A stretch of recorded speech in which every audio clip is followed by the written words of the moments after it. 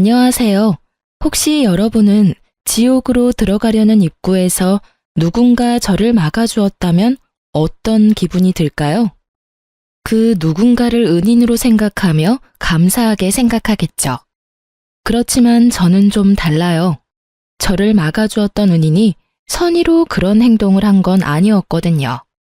하루에도 수십 번 천국과 지옥을 오고 가며 고민에 시달렸던 저를 구해준 사람이 저의 상간녀였거든요.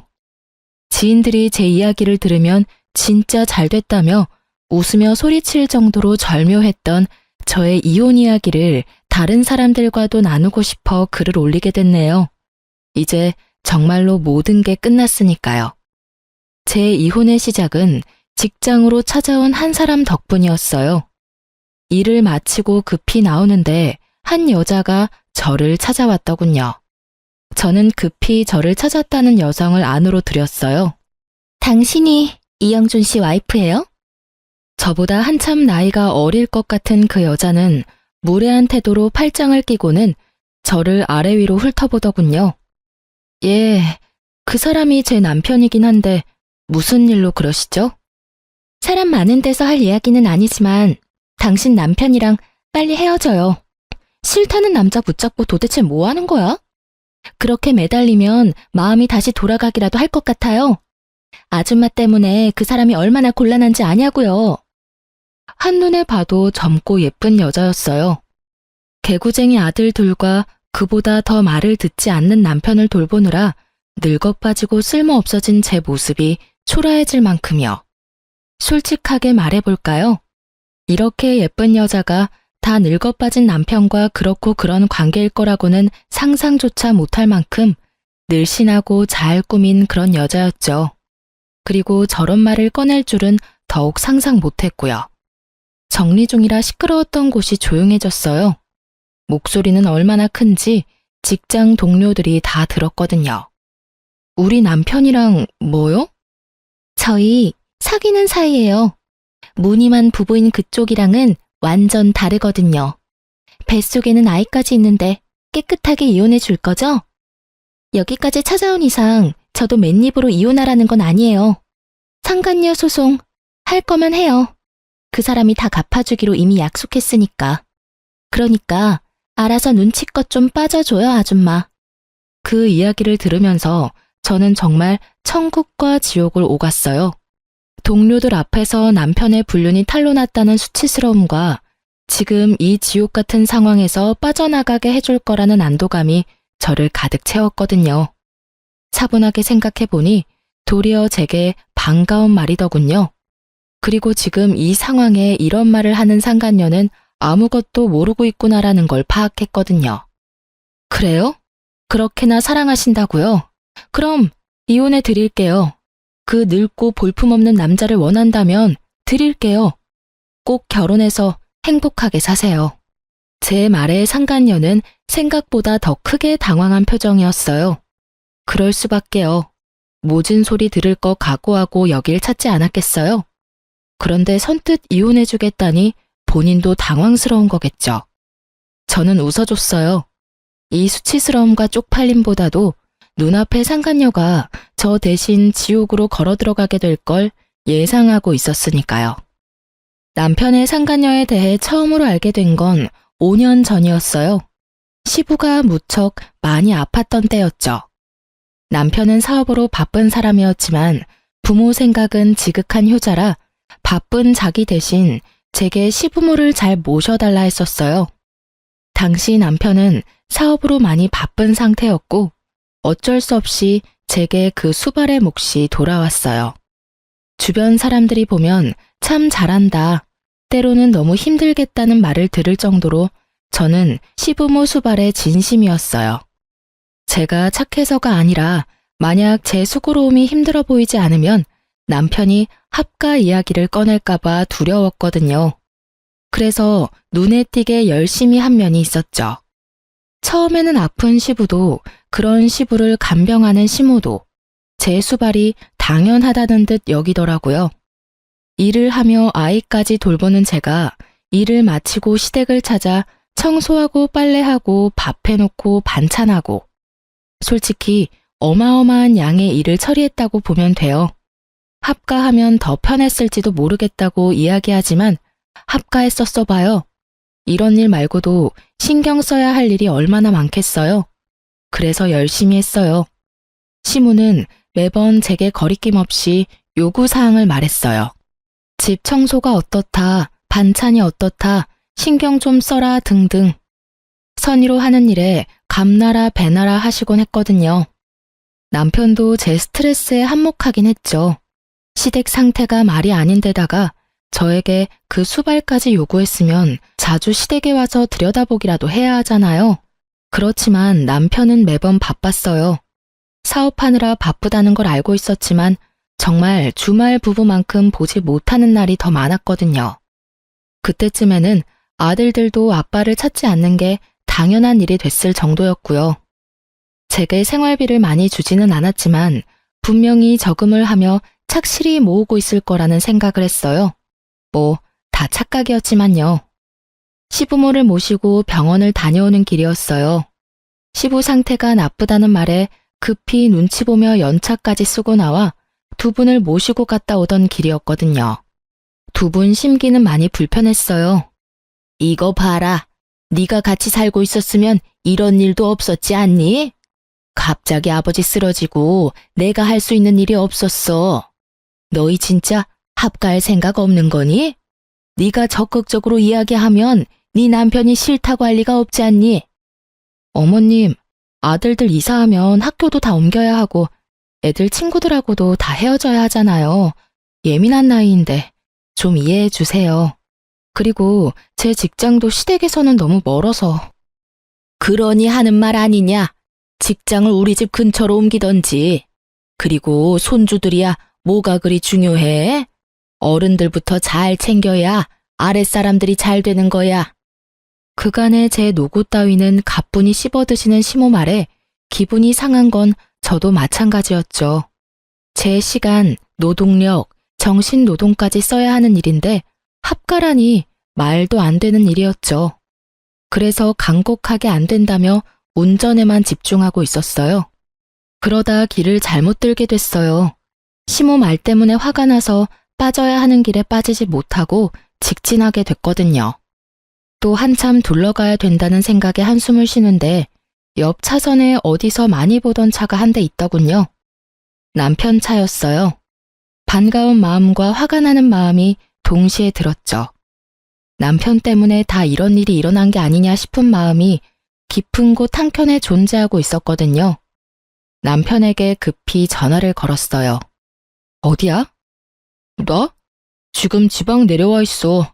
오늘 좀 바빠서 일찍 못 들어가. 그렇게 말하고 끊더라고요. 제 눈앞에 뻔히 남편 차가 있는데 말이죠. 그 차에 다른 사람이 타고 다닐 일도 없었어요. 워낙 애지중지하던 차다 보니 다른 사람에게 맡기는 걸 본 적이 없었거든요.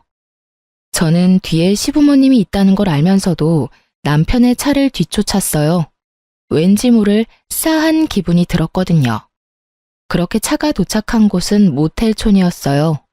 그리고 그곳에서 나오는 건 남편과 웬 여자였죠. 얘, 집에는 안 가고 여기는 왜 와? 시모 말도 무시하고 저는 차에서 튀어나가며 남편을 불렀어요. 여보. 제 말에 남편이 깜짝 놀란 듯 뒤돌아보더군요. 제 얼굴을 발견하고는 팔짱 끼고 있던 여자 손까지 놔버리고요. 여자는 놀랐는지 후다닥 도망가 버렸어요. 여보, 당신이 여길 어떻게... 내가 할 말이지. 당신이 왜 여기에 있어? 그것도 새파랗게 젊은 여자랑. 여태껏 바쁘다더니 바람 피고 있었던 거야? 너 지금 바람 피면서 나한테 시부모님 수발 들도록 만들었어? 여보, 그게 아니라 저 여자랑은 그냥 잠깐 쉬려고 온 거야. 떳떳하면 도망은 왜 가? 그리고 쉬려면 혼자 쉬지. 왜 당신이 그 여자랑 같이 들어가서 쉬어? 그것도 모텔에서. 당신이 어떻게 나한테 그래? 애들이며 시부모님이며 다 나한테 맡겨두고 다른 년이랑 바람이나? 네가 사람이니? 사람이야. 이딴 짓 해놓고 나한테 합가하자고. 왜? 나 시댁에 처박아두고 다른 년이랑 더 편하게 붙어 먹으려고? 둘이 큰 소리를 내고 있으니 시모가 나왔더군요. 이게 다 무슨 일이냐? 어머니가 여기 왜? 아버님 갑자기 상태 안 좋아져서 내가 두 분 모시고 병원 다녀오던 길이야. 연차까지 쓰고 병원 갔다 오는 길에 당신 차 보여서 따라온 거야. 그런데 나한테 지금 당신이 무슨 짓을 했는지 알기나 해? 미안해, 여보. 정말 딱 한 번 만난 사이야. 당신이 생각하는 그런 일 없었어. 거짓말하지 마. 한 번 만난 여자 아니잖아. 당신이 원하면 이혼해 줄게. 나랑 이혼하고 그 여자랑 살면 되지. 무슨 헛소리야? 나는 당신이랑 이혼할 생각 없어. 진짜 내가 잘못했어. 그러니까 화 풀어, 응? 영준이, 너 이 녀석 도대체 뭐 하는 놈이야? 며느리를 놔두고 네가 바람을 펴? 이 호로 자식 같으니라고. 남편과 제가 싸우는데 시모가 버럭 화를 내더군요. 저도 그렇게 화내는 거 처음 봤어요. 아들 사랑이 지극하신 분이셨거든요. 그런 시모가 아들에게 화를 냈으니 저도 당황했죠. 잘못한 놈이 그렇게 뻔뻔하게 용서를 구해? 이 망할 놈의 자식. 네가 부모 보는 앞에서 그런 짓을 하고도. 저는 화가 나서 남편을 두드려 패는 시모를 말리고 제 차에 다시 태웠어요. 화가 끝까지 난 저는 다 때려치우고 어디론가 가버리고 싶었어요. 그치만 차에는 아픈 시부가 있고 시모도 충격받은 상태이니 어쩔 수 없었죠. 남편에게 모시고 가라고 하려는데 남편에게 급한 전화가 왔어요. 전화 받는 남편놈 놔두고 시모 다시 태워 시댁으로 향했어요. 합간이 뭐니 제잘되던 시모도 아무 말 없어졌고요. 시댁에 시부모님을 모셔두고 나오려는데 시모가 절 붙잡더군요. 예, 너희 정말 이혼할 거니? 그건 아니지? 모르겠어요. 약 받아온 건 식탁에 둘게요. 그리고 좀 있으면 제가 배달해 놓은 갈비탕도 올 거예요. 결제했으니 받아서 드시기만 하세요. 예, 이런 말 하기 그렇지만 한 번만 용서해 주거라. 내가 너에게 사과하마. 내 아들이라서가 아니라 한 번은 용서할 수 있지 않니? 대신이라고 하기엔 좀 그렇지만 내가 해줄 수 있는 게 있을 거야. 너희 시아버지가 가지고 있는 집이 있지? 그거 너한테 주마. 아들이 둘이나 있고 여태껏 가정 잘 꾸려왔으니 이혼은 하지 말거라. 그렇게까지 하지 않으셔도 돼요. 그 사람 마음이 떠난 거면 제가 뭘 해도 원상복구는 안 될 거예요. 내가 아들 녀석 호되게 혼내주마. 그러니까 한 번만 용서해줘라. 그 녀석도 잘 알 거야. 그 여자랑 깊은 관계였으면 그 자리에서 더 당당하게 굴었겠지. 그런 것도 아니지 않니? 필시 그냥 잠깐 정신이 나갔던 걸 거야. 내가 크게 혼낼 테니 네가 한 번만 눈 딱 감아줘. 저는 아무 말 않고 시댁을 나왔고 그날 저녁 집에 돌아온 남편과 밖에서 크게 싸웠어요. 애들 앞에서 싸우는 꼴 보여주기 싫어서 남편 차 안에서 이야기했거든요. 그래서 어떻게 할 건데? 어떻게 하고 말 것도 없어. 나 진짜로 그냥 가볍게 만났고 진지한 사이도 아니었어. 가볍게 만나서 모텔이야? 그렇게 넘어가려고 하지 마. 나는 당신이 그런 짓 한 거 절대로 용서 못해. 지금 내 상황이 얼마나 힘든지 알고 있으면서 그딴 짓을 해? 집에 당신이 들어오지 않는 동안 나 혼자 집안일에 육아에 시부모 부양까지 다 했어. 당신 일하느라 바쁘다고. 그런데 당신 바람 폈잖아. 여태까지 그랬겠지. 나 일하는 동안 여자 만나고 시부모님 나한테 맡겨두고 몰래 데이트했겠지. 난 절대로 그냥은 못 넘어가. 미안하다고 했잖아. 제발 한 번만 용서해줘. 나도 당신이 얼마나 힘든지 알아. 이제부터는 나도 도울게. 그럼 됐지? 이번에도 나한테 시부모님 맡겨두고 너는 혼자 싱글라이프 즐기게? 그럴 리 없잖아. 진짜로 미안하다고 생각해. 그니까 이번만 좀 봐줘. 우리 애들 위해서라도. 곧 중학교, 초등학교 들어갈 애들 걱정도 안 돼? 돈 많이 들 때잖아. 한 번만 용서해줘. 나 진짜로 2번 다시 바람 안 피울게. 그 말을 믿는 건 아니었지만 애들 말은 맞았어요. 사춘기 청소년, 예민한 아이들이었고 아이들의 미래를 위해서도 아빠가 없는 건 아니라고 생각했거든요. 아이가 걸려있는 일에는 언제나 제가 약자가 될 수밖에 없는 현실이 싫었지만 어쩔 수 없이 이번 일은 없던 일로 하기로 결정했어요. 그 부분에 대해 각서까지 썼죠. 그 각서가 종이 쪼가리일 뿐이라는 것은 알았지만 그것도 없으면 정말 아무것도 해결이 안 된 것 같은 기분이었거든요. 나중에 시모에게 다시 결혼 생활을 이어가겠다고 말했는데 시부와 시모는 저를 데리고 가 시부가 가진 집 명의를 변경해줬어요. 그러고는 남편에게는 아무 말 하지 말라고 하시더군요.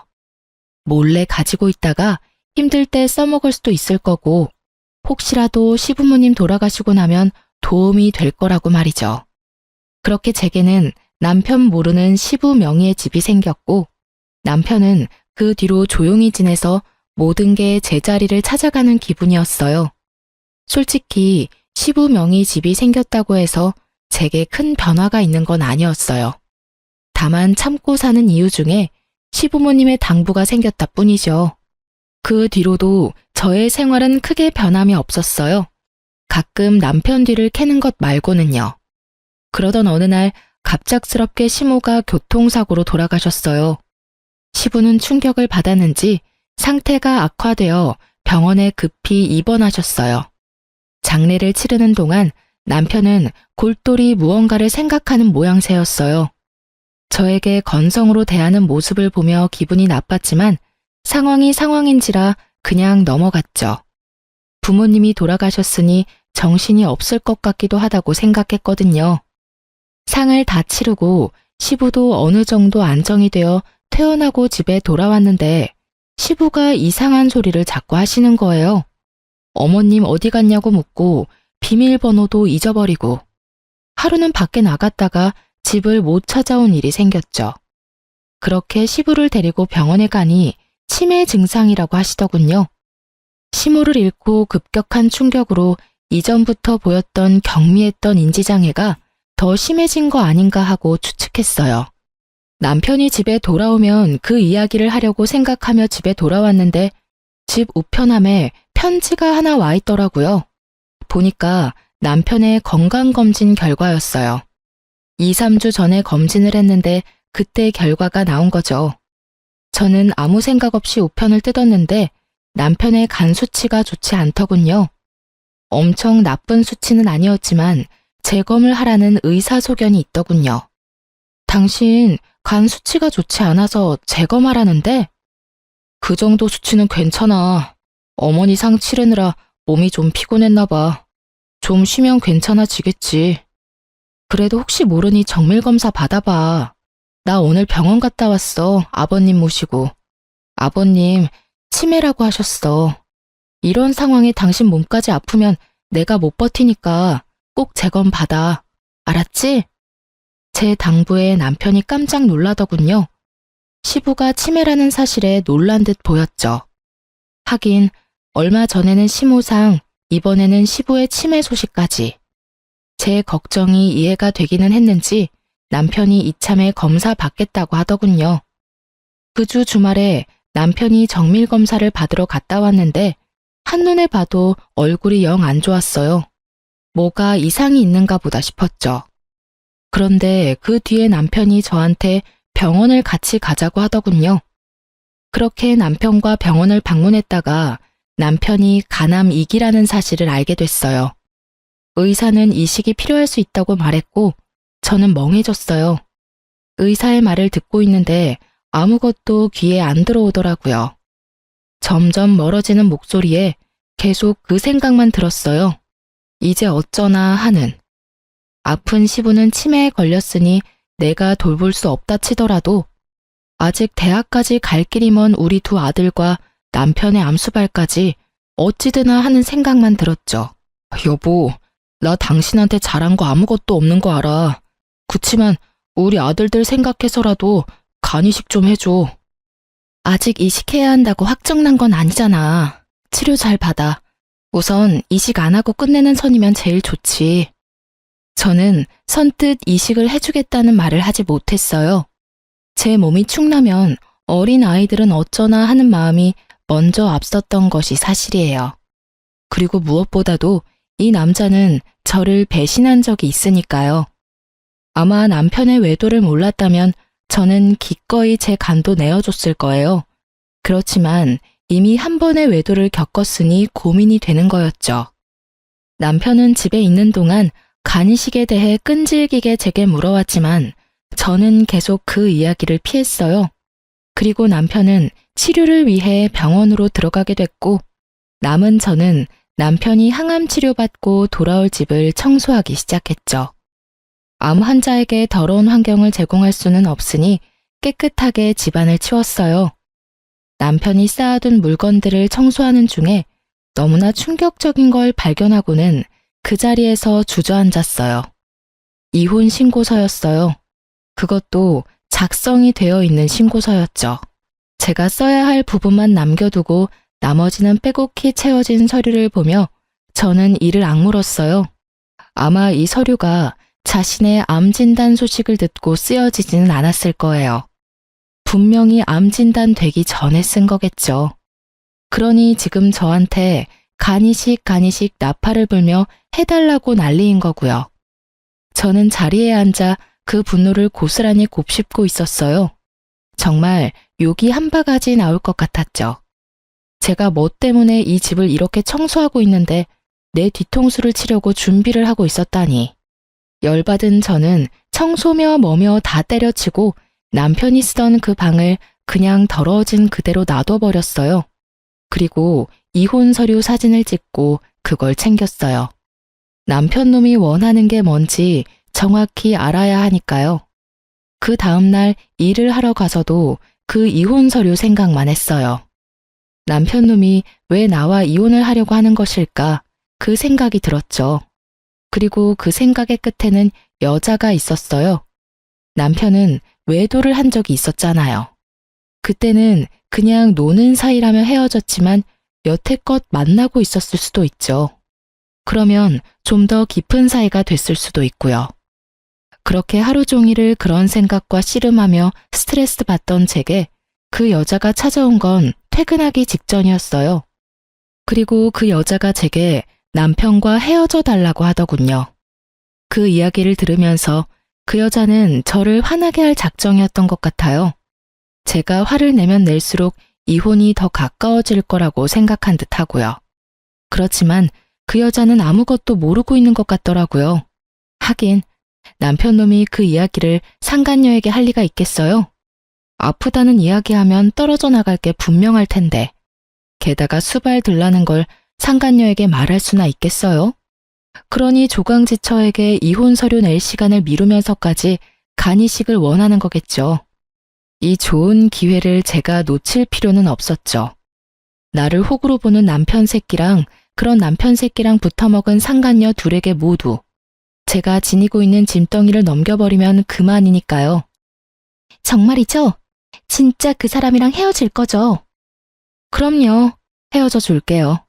저도 이미 마음 뜬 사람 붙잡고 싶은 생각 없어요. 그런데 당신 여기 온 거 남편이 모르죠? 알면 분명히 말렸을 테니까요. 지금 당장 저랑 이혼하면 손해보는 건 남편 놈이잖아요. 그러니 지금 상간녀의 저 행동은 남편 상황을 모르고 혼자 벌인 일인 거죠.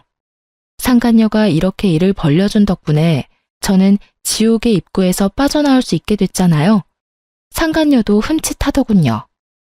그러면 내일 이 근처에 있는 대학병원 앞에서 만나요. 제가 남편도 데리고 나올게요. 어? 그 사람 이번에 출장이라서 며칠 못 본다고 했는데? 제가 데려올 수 있으니까 당신은 아무 말 하지 말고 대학병원 앞으로 오기만 해요. 내가 다 알아서 할 거니까. 이혼 서류도 작성해서 갈 테니까 걱정 말고 와요. 제 말에 상간녀가 의심의 눈빛을 보내더군요. 왜 이렇게 협조적인지 궁금했겠죠. 그래서 제가 말했어요. 그 사람 저번에도 바람 피웠어요. 두 번째 바람 피면 끝이라고 말했으니 끝인 거예요. 저도 미련 없고 재산 분할만 잘 끝나면 더 이상 볼 필요 없는 사람이거든요. 제 말에 그제야 의심을 거둔 상간녀가 약속 잊지 말라며 나가더군요. 직장 사람들 중 퇴근하지 못하고 남아있던 몇 명의 사람들이 제게 다가와 괜찮냐며 묻더라고요. 정말 이 순간에는 너무 부끄러웠어요. 상간녀가 회사로 찾아올 정도니. 솔직히 상간녀에게 남편을 넘기는 건 열받지 않았으나 저를 이런 비참한 꼴로 만든 건 정말 열받았어요. 게다가 남편이 앞에서는 나뿐이라며 동정심사게 말하고는 상간녀에게는 아프다는 이야기조차 하지 않고 저를 이용하려고 했다는 생각에 배신감이 무척 들었죠. 사랑하는 상간녀에게는 고생도 시키지 않는가 보다 하는 생각이 들었거든요. 그러니까 저도 남편 새끼 계획대로 해줄 필요 없잖아요. 그날은 남편이 퇴원하는 날이었어요. 항암을 하고 내려오는 남편을 데리고 대학병원 앞에 있는 카페로 가서 앉았어요. 남편은 첫 번째 항암제가 크게 나쁘지 않았는지 저번보다는 좀 더 건강한 모습이었어요. 여보, 여기는 왜 왔어? 커피 마시고 싶으면 테이크아웃해서 가면 되지. 왜 굳이 들어와서 마셔? 아, 오늘 여기서 만날 사람 있거든. 걱정하지 마. 곧 올 거야. 그 사람하고 약속한 게 있어서 꼭 전해줘야 하거든. 그럼 난 차에 가 있으면 안 돼? 안 돼. 당신도 옆에 꼭 있어야 해. 당신 건강도 걱정되고. 옆에 있어도 불편하지는 않을 거야. 당신도 아는 사람이거든. 제 말이 끝나기가 무섭게 상간녀가 카페 안으로 들어오더군요. 앉아있는 저와 뒤돌아 앉아있는 남편을 보며 환하게 웃음 지으면서요. 저도 일어나면서 아는 척했죠. 남편이 뒤를 돌아보는데 그 모습에 정말 웃음이 날 뻔했어요. 귀신이라도 본 듯한 표정이었으니까요. 약속 지켰네요. 이혼하기로 이야기 다 된 거 맞죠? 자기는 출장 간다더니 벌써 끝난 거야? 그럼 나한테 와야지. 와이프한테 잡혀서는. 당당하게 임신을 요구하는 상간녀 앞에 제가 이혼 신고 서류를 내놨어요. 남편이 제가 쓸 곳만 비워둔 신고서를 채워서 말이죠. 그걸 본 남편의 눈동자가 동그랗게 떠지더니 저와 서류를 왔다 갔다 보기 바쁘더군요. 이혼해줘. 어제 당신 애인이 내 직장까지 찾아와서 이혼하라며 난리더라고. 열받아서 이혼 안 해주려고 했는데 내가 청소하다가 당신이 써놓은 이 서류를 발견했거든? 이혼이 하고 싶었으면 미리 이야기했으면 됐잖아. 왜 질질 끌어서 사람을 힘들게 해? 내가 알아봤는데 당신 저 상간녀랑 오래 만났더라? 애까지 있다는데 알고는 있어? 하긴 아니까 이혼 서류를 써놨겠지. 내가 빈칸 채워왔으니까 이혼해줘. 자기야, 빨리 인감도장 찍어. 그러면 이혼 확정이야. 이제 우리 눈치 보면서 만나지 않아도 되고 우리 아이도 아빠 가지고 태어날 수 있겠지. 뭐해? 도장 안 찍고. 남편 새끼는 땀을 삐질삐질 흘리며 서류만 쳐다보고 있더군요. 하긴 저한테 요구해야 할 일이 얼마나 많은데 이혼이 하고 싶겠어요? 그리고 제 몸이 아픈 걸 알면 상간녀가 자기랑 결혼하고 싶겠냐고요. 그래, 도장 찍어. 상간녀가 도장 찍으라잖아. 알지? 도장 찍고 나면 다 끝나. 재산 분할하고 아이들 친권, 양육권 나한테 주면 돼. 그 이상 당신하고 나 사이에는 아무것도 없는 거지. 이혼은 안 돼. 너 여기 왜 왔어? 아니, 와이프 직장까지 쳐들어가서 무슨 짓 한 거야? 자기, 지금 나한테 화낸 거야? 아니, 겉보다 이혼을 왜 안 하는 거야? 저번에 하겠다고 철석같이 약속해놓고 왜? 너 혹시 와이프 못 떠나겠다 뭐 이런 거야? 나 임신까지 시켜놓고. 그런 거 아니야. 애는 책임질게. 그치만 이혼은 지금 하면 안 된다고. 당신 이해를 좀 해. 내 상황이 지금... 여튼 안 돼. 이혼은 절대 안 돼. 이혼은 절대 안 된다는 말에 상간녀가 남편 새끼 뺨을 철썩 때리더군요. 어휴, 어찌나 통쾌하던지. 와이프 버리고 사랑할 정도였던 여자 손에 맞으니 기분이 남달랐겠죠. 상간녀는 기분이 나쁜지 남편 놈에게 따지더라고요. 왜 안 된다는 건데? 속 시원하게 말 좀 해봐. 나 배신하는 거면 나도 자기랑 나랑 불륜한 거 다 까발릴 거야, 자기 회사에. 그 말에 남편이 입을 꾹 닫고 있자 상간녀가 열받아서 저를 보며 뭐라고 하더군요. 자기, 혹시 와이프한테 약점 잡혔어? 뭐 잘못한 거 있어? 아줌마가 말해봐요. 도대체 뭔 짓을 했길래 이 남자가 이혼을 안 하겠다는 거예요? 분명히 며칠 전까지 저한테 꼭 이혼하겠다고 한 사람이거든요? 그러게요. 이 이혼 서류 먼저 쓴 사람이 남편이거든요? 저는 빈자리 메운 거밖에 없었어요. 그런데 이혼을 왜 안 해줄까? 최근에 바뀐 건 그것밖에 없네요. 우리 대학병원 앞에서 만난 이유도 그것 때문이에요. 사랑하는 상간녀 상처받을까봐 가남 이기인 것도 말 안 했나 보네? 남의 입으로 듣기 싫었을 텐데. 미안해요. 시간 좀 더 있었으면 남편이 당신한테 말해줬을 거예요.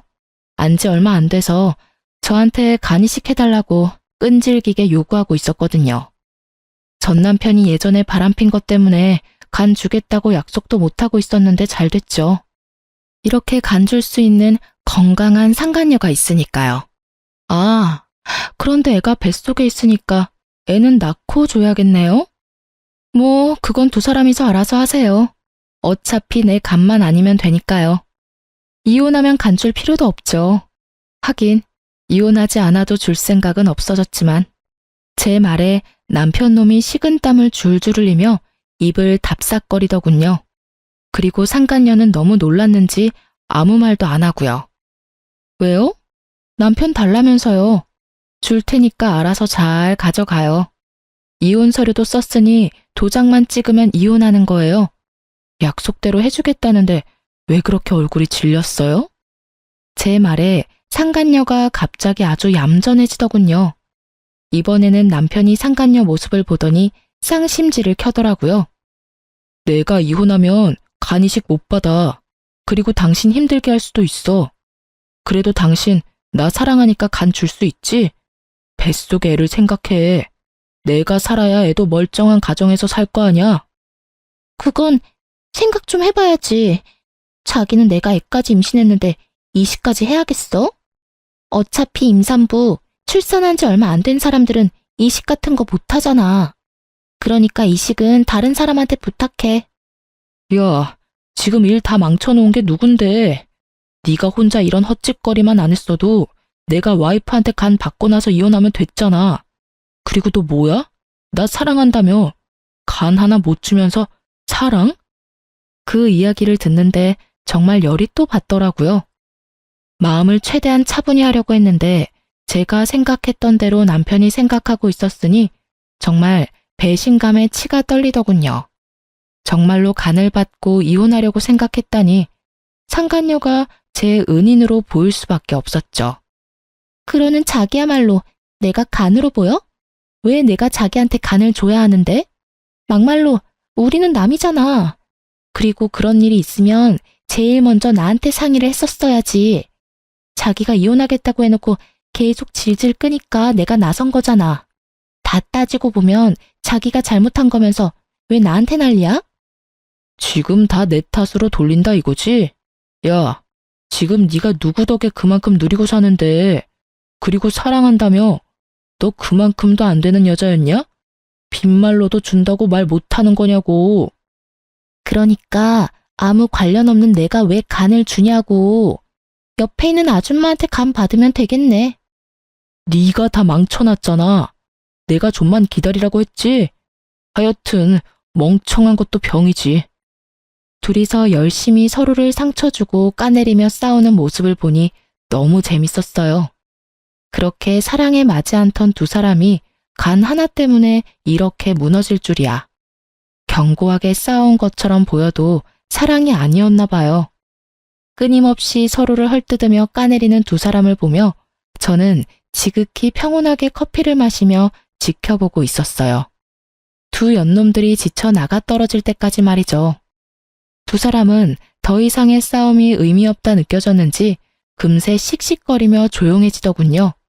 그때 남편에게 이혼 서류를 내밀었어요. 도장 찍어. 이혼해 줄게. 도장 없어. 여보, 나 진짜로 이혼 안 할 거야. 나 지금 이혼하면 죽는 거 알잖아. 인감이라면 내가 가져왔어. 그러니까 찍어. 그리고 이혼은 당신이 하겠다 말겠다 정하는 거 아니야. 당신은 이미 유책 배우자고 나는 당신 불륜을 이유로 이혼 소송 충분히 가능해.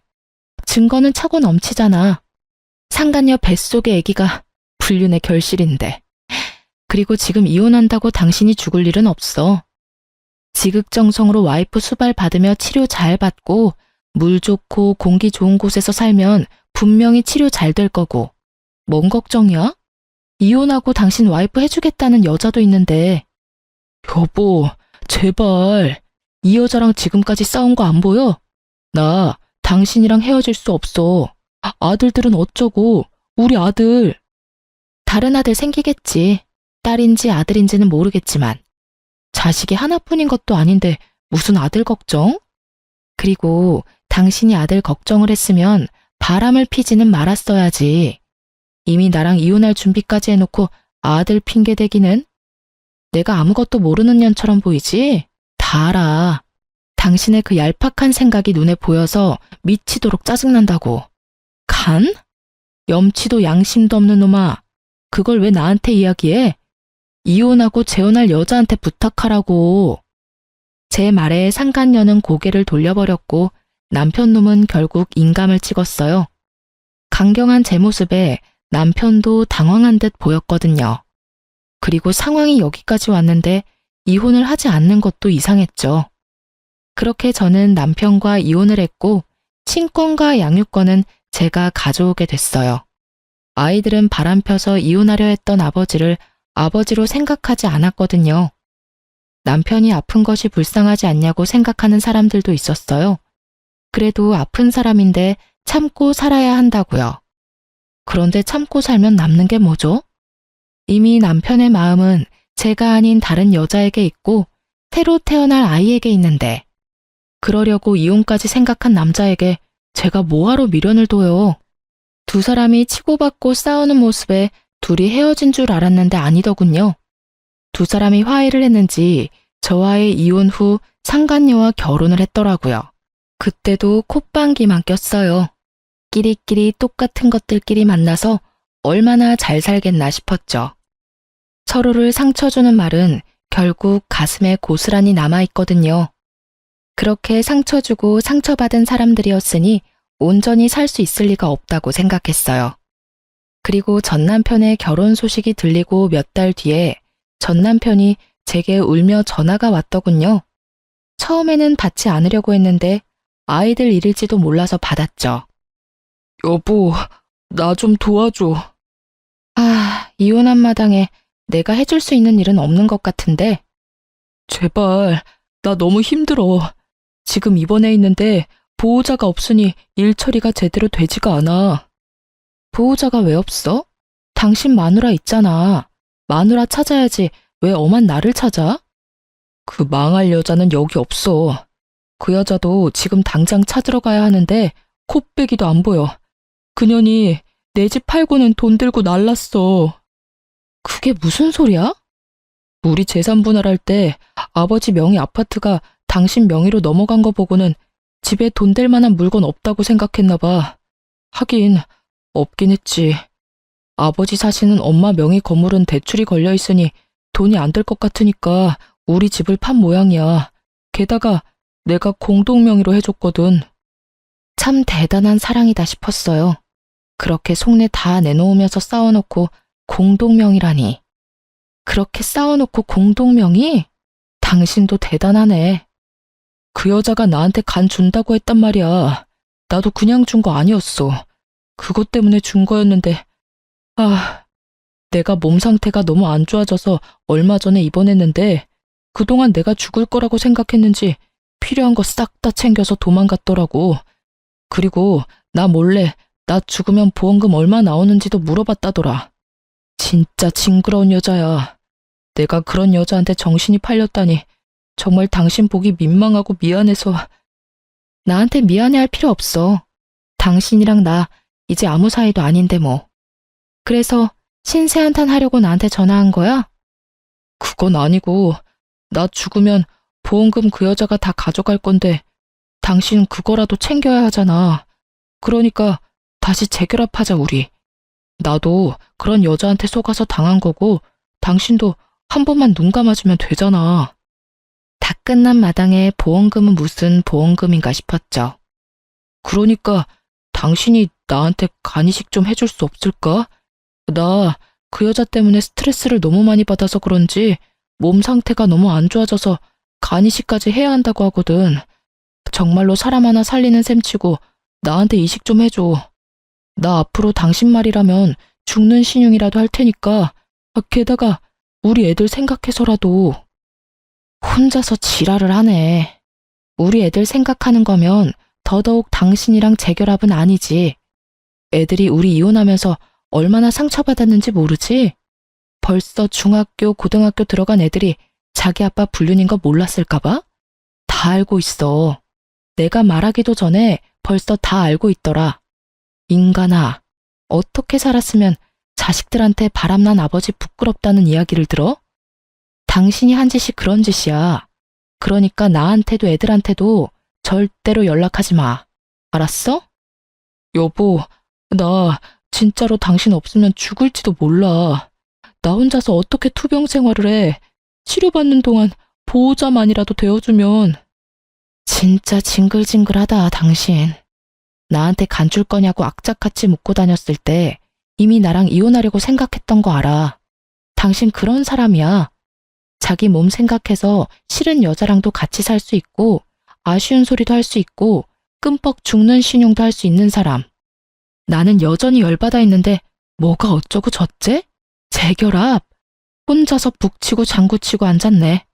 난 절대로 재결합 안 해. 당신 수발 들라고? 내가 왜? 내가 왜 그래야 하는데? 그러고 나서 나중에 또 딴 년이랑 붙어먹게? 그 꼴 못 봐 나는. 그러니까 암 투병 생활 같이 해줄 수 있는 사람 찾아. 그건 한 번뿐이었고. 그 한 번 때문에 나는 당신에 대한 신뢰를 다 잃었어. 그러니까 나한테 당신이 죽는다 산다 그런 말 하지 마. 의사가 처음에 그랬지? 치료 잘 받으면 살 수 있을 거라고. 당신이 여기서 매달려야 하는 사람은 내가 아니라 의사라고. 저는 그렇게 말하고 전화를 끊어버렸어요. 불쌍하다며 남편을 옹호하는 사람도 있겠죠. 하지만 저는 잊지 못했어요. 자기 목숨 경각에 달렸을 때 그 여자랑 관계는 유지하면서 저한테 간을 달라고 하고 저한테 암수발을 시키려고 했던 남편을요. 그런 사람인 거예요. 제가 마음이 약해져서 또 받아준다면 또 그런 일이 일어나지 않으리라는 보장이 있나요? 그렇다고 제 동정심이 두 사람의 관계를 회복시켜줄 수 있나요? 아니에요. 절대 그럴 일 없어요. 이미 저에게서 마음이 뜬 사람이에요. 저를 여자로 보지 않는 남자죠. 그런 남자가 제가 간 줬다고 제 옆에 남아있을 리가 없죠. 몸이 좋아지면 또 다른 여자 찾아 떠날 놈이거든요. 그렇게 전화를 끊고 그 뒤로 남편 놈의 이야기는 간간히 듣기는 했어요. 몸이 안 좋아서 하던 일 다 그만두고 백수로 지내면서 조용히 살고 있다고 하더군요. 예후가 나쁘지는 않았지만 그리 좋지도 않아서 계속 현상 유지만 하고 있는 모양이었죠. 도망간 상간녀는 제게 줘야 할 위자료를 토해내고는 도망다니다 결국 남편 놈에게 잡혔다고 하더군요. 정확하게 말하면 남편이 고용한 사람들에게요. 남편이 상간녀를 애가타게 쫓아다닌 이유는 자기 보험금 때문이었대요. 웃기죠? 상간녀는 눈앞에 돈 때문에 집 팔고 도망가면서 일부러 이혼은 해주지 않았대요. 죽으면 보험금이나 재산이 자기한테 넘어올 거라고 생각했나 보더라고요. 또 그걸 두고 볼 수 없던 남편이 악착같이 상간녀를 쫓아다녔으니 결국 두 사람의 재혼은 이혼으로 끝을 맺었어요. 그럴 거 뭐하러 그렇게 둘이 붙어먹으면서 사랑 노름이나 했는지. 지금 생각해보면 저와 이혼하려고 결심한 주제에 자기 몸 생각해서 몇 년 더 데리고 있으려고 했던 전 남편의 그 오만함에 웃음이 다 나와요.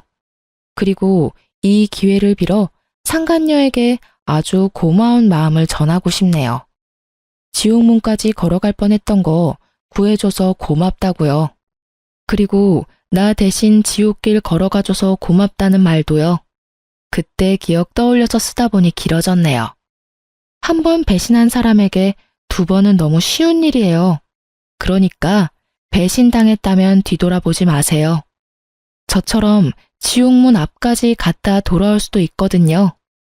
제 사연 들어주셔서 감사합니다.